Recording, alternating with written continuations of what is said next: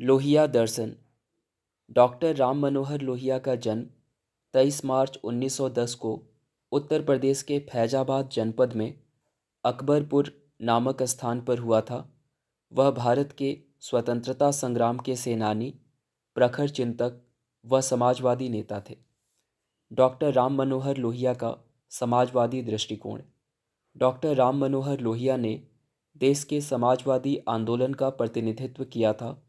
लोहिया जी मार्क्सवाद व गांधीवाद को अपना आदर्श मानते थे। उन्हीं से प्रेरणा लेकर उन्होंने समाजवाद का निर्माण किया।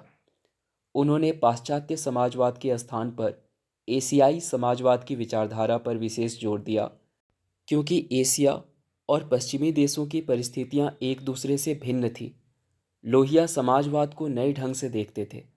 वह पुराने समाजवाद को समय के अनुसार अप्रचलित समझते थे और उसके स्थान पर नवीन समाजवाद को स्थापित करना चाहते थे।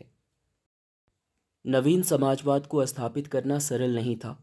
उसके लिए वह कुछ सुधारों को अनिवार्य समझते थे, जिनमें विश्व संसद की स्थापना, पूरे विश्व के जीवन स्तर का सुधार तथा उद्योगों व बैंकों का राष्ट्रीयकरण आदि शामिल है।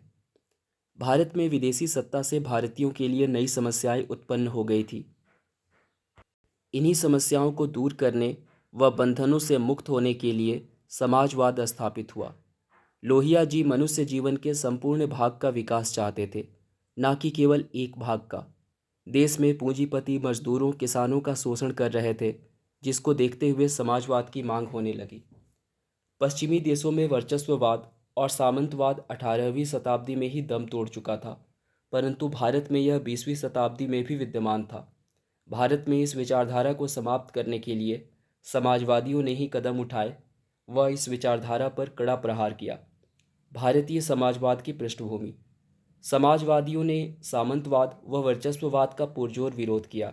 समाजवादी विचारक गांधीवादी विचारधारा को साथ लेकर भारत में समाजवाद की शुरुआत करते हैं। गांधी जी का हिंद स्वराज्य आधुनिक परिवेश में भारतीय समाजवाद की सर्वप्रमुख रचना है। उनके बाद के चिंतकों ने गांधीवाद और पश्चिमी समाजवाद में तालमेल रखने का प्रयास किया। लोहिया, नेहरू, जयप्रकाश नारायण सभी पर मार्क्सवाद का प्रभाव दिखा। महात्मा गांधी ने भी साम्यवाद के विभिन्न सिद्धांतों का स्वागत किया था। वह वर्गहीन समाज की स्थापना करना चाहते थे, परंतु वह इसे अहिंसा से प्राप्त करना चाहते थे। वह कार्ल मार्क्स के वर्ग संघर्ष के सिद्धांत के पक्ष में नहीं थे। वे इसके बिना ही सामाजिक क्रांति करना चाहते थे। डॉक्टर राम मनोहर लोहिया का चिंतन क्षेत्र बहुत व्यापक था। उनका चिंतन मात्र राजनीति तक सीमित नहीं था। साहित्य, संस्कृति, इतिहास, भाषा आदि को लेकर भी उनके मौलिक विचार थे। उनके दृष्टि और विचारधारा का क्षेत्र सीमित नहीं था, बल्कि वह पूरे विश्व को अपनी विचारधारा के अंतर्गत लेते थे। भारत में समाजवाद स्थापित करने का प्रयोजन। लोहिया एक आदर्श समाज का निर्माण करना चाहते थे, किंतु उनकी आदर्श योजना कुछ लोगों की दृष्टि में व्यवहारिक नहीं थी, जैसे भूमि का पुनर्वितरण, अंतर्राष्ट्रीय जमींदारी उन्मूलन, विश्व सरकार, संयुक्त राष्ट्र संघ का पुनर्गठन आदि। डॉक्टर राम मनोहर लोहिया जी का देश के समाजवादी चिंतन में विशेष योगदान था। उन्होंने अपने विचारों द्वारा रुके हुए समाज को गति देने के अथक प्रयास किए। उन्होंने देश के समक्ष अपने क्रांतिकारी विचार रखे। पहले उनके विचारों पर संदेह हुआ, पर बाद में उनकी विशेषता सिद्ध हो गई। लोहिया ने तात्कालिक मानव विरोधी व्यवस्था के सभी पहलुओं पर कड़ा प्रहार किया। डॉक्टर राम मनोहर लोहिया बहुमुखी क्रांतिकारी दर्शन के जनक थे। वह अन्याय का तीव्रतम प्रतिकार करते थे। वह संसद के अंदर व बाहर दोनों स्थानों पर अपनी क्रांतिकारी विचारधारा का प्रचार प्रसार करते थे। उनमें न केवल देश की जटिल समस्याओं को समझने की क्षमता थी, बल्कि उनके पास देश को सही नेतृत्व देने का कौशल भी था। राष्ट्रीय जीवन के उत्थान के लिए डॉक्टर राम मनोहर लोहिया ने सांप्रदायिकता, जाति प्रथा, नर नारी असमानता, अस्पृश्यता, रंग भेद नीति तथा अन्य इसी प्रकार की सामाजिक कुरीतियों पर कड़ा प्रहार किया। डॉक्टर राम मनोहर लोहिया ने सामाजिक कुरीतियों का गहनता से अध्ययन किया। उन्होंने सैकड़ों वर्षों की दास्ता का कारण अपनी इन सामाजिक बुराइयों को ही बताया। उनका मानना था कि सामाजिक समानता आर्थिक समानता से अधिक महत्वपूर्ण है। राम मनोहर लोहिया लोकतंत्र के बिना समाजवाद को अधूरा मानते थे। उनके राजनीतिक चिंतन में चौखंबा योजना का महत्वपूर्ण स्थान है। उन्होंने चौखंबा योजना व्यक्ति की राजनीतिक स्वतंत्रता के लिए प्रस्तुत की। इस योजना में उन्होंने राजनीतिक शक्तियों का विकेंद्रीकरण किया।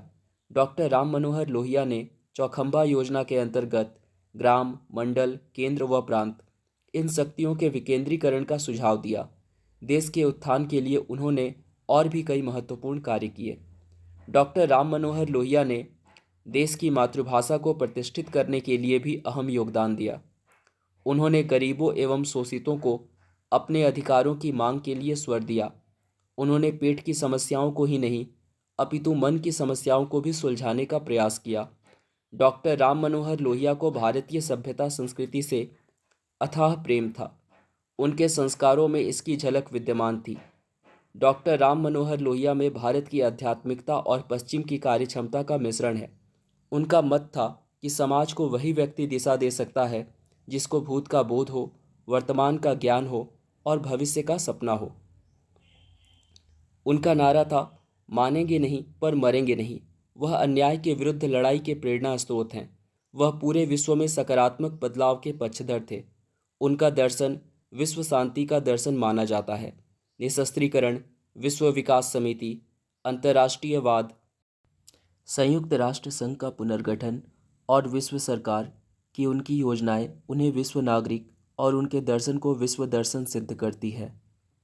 भारत के राजनीतिक लक्ष्यों लोकतंत्र, समाजवाद, अहिंसा, समता, विकेंद्रीकरण को साकार करने का श्रेय भी डॉक्टर राम मनोहर लोहिया को है। वे मानवतावादी दृष्टिकोण को महत्व देते थे।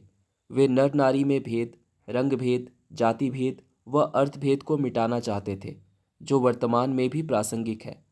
मानव विकास में उनकी विचारधारा व्यवहारिक रही है। डॉक्टर राम मनोहर लोहिया के दर्शन में गांधीवाद और संविधान के मूल्यों का प्रभाव दिखलाई देता है, परंतु उनकी भिन्न विचारधारा ने समाज पर अलग प्रभाव छोड़ा है, जो वर्तमान समय में भी मूल्यवान है।